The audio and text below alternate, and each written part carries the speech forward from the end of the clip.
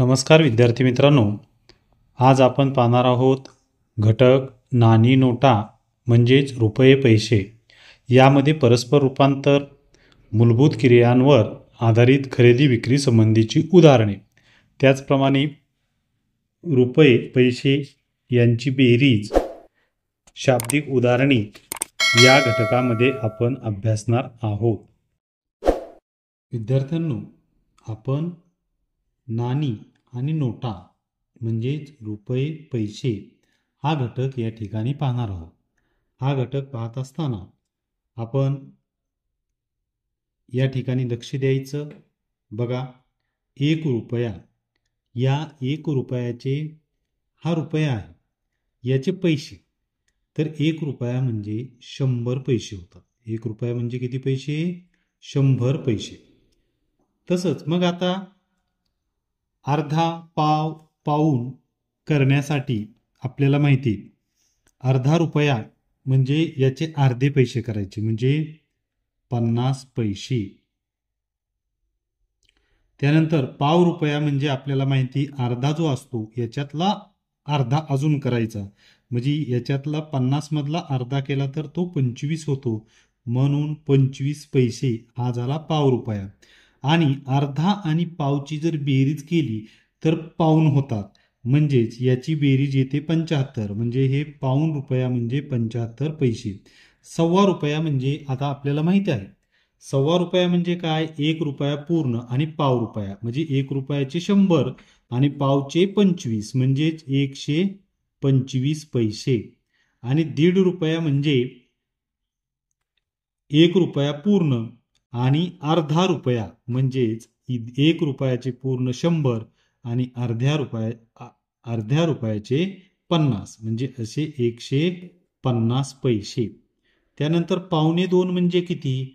तर पावणे 2 म्हणजे 1 पूर्ण आणि पाऊण रुपया, म्हणजे 1 पूर्णचे 100 पैसे आणि पाऊण रुपयाचे 75 पैसे, म्हणजेच 175 पैसे. हे जे पैसे आहेत, या पैशा जे आहेत रुपयाचे, या पाऊण असेल, पाव असेल, अर्धा असेल, सव्वा असेल, 1.5 असेल, पावणे 2, हे आपण काळजीपूर्वक पाहायचं आहे. आता हा 1 रुपया आहे, या 1 रुपयाची आता फोड करायची आपल्याला. फोड करायची म्हणजे काय करायचं? 50 पैशाची, 1 रुपयामध्ये किती नाणी बसतात? तर 2च नाणी बसतात. किती बसतात? 2. तसं 25 पैशांची किती बसतील? 25 पैशांची किती बसतील? 25 चोक 100 म्हणजेच 4 नाणी. 25 चोक 100 म्हणजे 4 नाणी आपल्याला काय होतील? बसतील.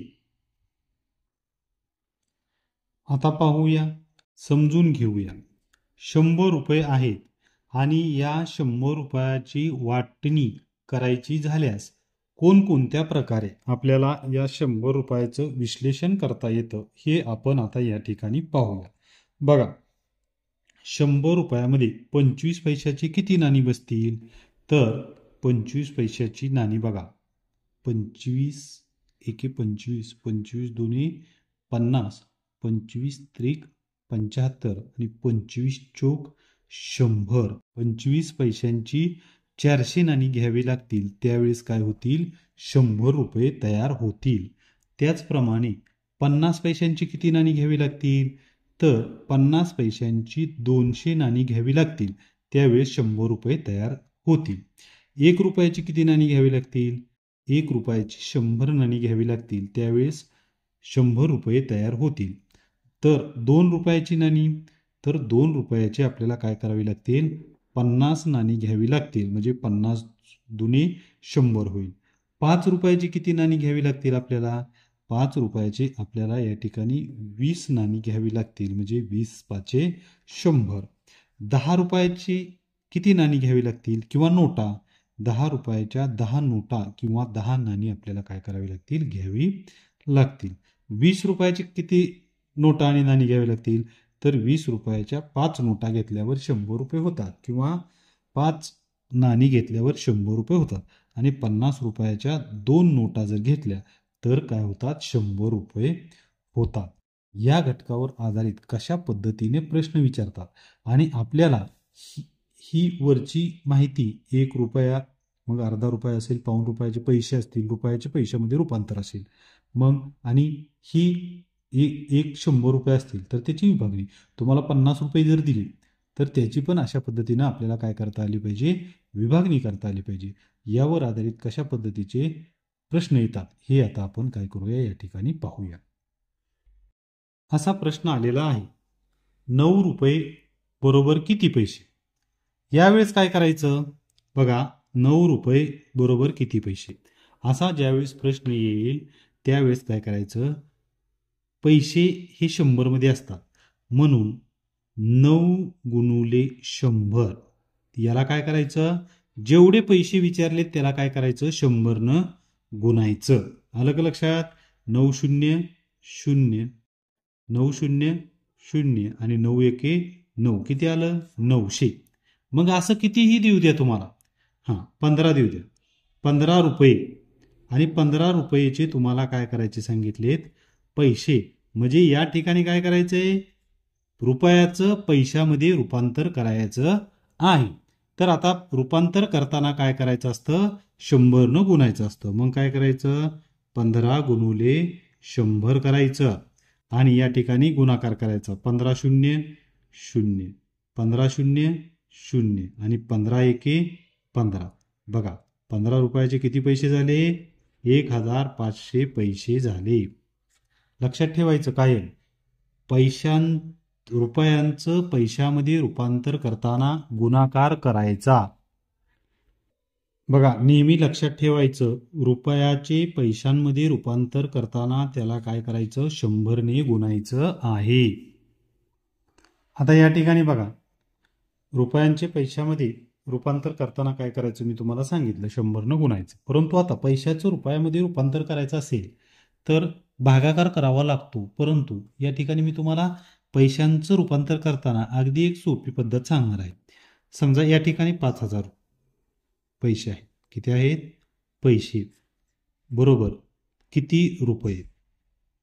ठीक आहे, असा प्रश्न आला, 5000 पैसे बरोबर किती रुपये. अशा वेळेस काय करायचं, फक्त वरचे 2 शून्य कट करायचे. बरोबर 50 रुपये. आलं लक्षात. फक्त 2 शून्य काय करायचे, कट करायचे. किती असू द्या, 10,000 असू द्या, 10,000 असू द्या, बरोबर किती काय करायचं, फक्त 2 शून्य कट करायचे. बरोबर 100. कितीही मोठा असू द्या, 50,000 असू द्या, याचे पैसे येते 50,000 काय येतं, पैसे. रुपयामध्ये रूपांतर करायचं, फक्त 2 शून्य काटायचे, 500 रुपये. बघा अशा पद्धतीनं रूपांतर करताना करायचं आहे. आता तुम्हाला जर वाटलं 500 रुपये, 500 रुपयाचे पैसे करायचे तर रुपयाचे पैसे करताना 100 न गुणायचं. मग काय करा, 500 गुणुले 100 करा. बघा बरं येते का बरोबर ती, 500 शून्य 0, 500 शून्य 0, 500 एके 500. बघा बरं आलं का नाही. अशा पद्धतीनं फक्त काय करायचं, 2 शून्य वरचे काटायचे, पैशामधले आपल्याला त्या ठिकाणी रुपये मिळतात. बघा एक अशा पद्धतीचं उदाहरण आलेलं आहे. रहीम जवळ 100 रुपयाच्या 4 नोटा, 50 रुपयाच्या 2 नोटा, 200 रुपयाच्या 3 नोटा, 10 रुपयाच्या 4 नोटा असतील तर त्याच्याजवळ एकूण किती रुपये आहेत. यावेळेस काय करायचं, ही उदाहरणांची आपल्याला या सगळ्यांची बेरीज करायची. आता काय करायचं, 100 रुपयाच्या किती नोटा आहेत अगोदर बघायचं. 100 रुच्या म्हणजे रुपयाच्या किती नोटा आहेत, 4 नोटा. म्हणजे ते किती रुपये झाले, या ठिकाणी रुपये लिहायचे. 4 नोटा तर 400 रुपये झाले. बरोबर. त्यानंतर ह्या झाल्या 100 रुपयाच्या 4 नोटा. त्यानंतर 50 रुपयाच्या किती नोटा आहेत, 2 नोटा. मग इथं लिहायचं 50 रुच्या म्हणजेच रुपयाच्या 2 नोटा. आता 50 रुपयाच्या 2 नोटा म्हणजे किती रुपये झाले, 100 रुपये झाले. 200 रुपयाच्या 3 नोटा, 200 रुपयाच्या किती नोटा आहेत, 3 नोटा आहेत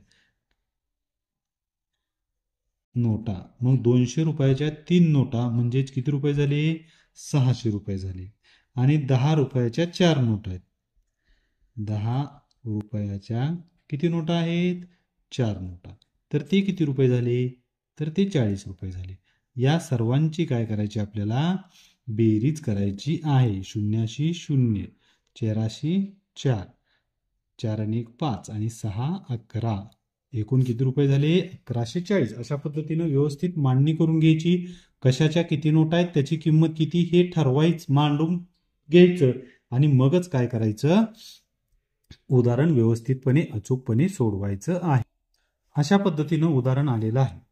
आता याची काय करायची? आपल्याला बेरीज करायची. रुपये आणि पैशाची बेरीज करताना मांडणी बघा, नीट करून घ्या. रुपये, पैसे बघा, या ठिकाणी किती रुपये आहेत? 27. या ठिकाणी मांडून घ्या. पैसे किती आहेत? 45. या ठिकाणी मांडून घ्या. अधिक रुपये किती आहेत? खाली 24 मांडून घ्या. पैसे किती आहेत? 23 मांडून घ्या.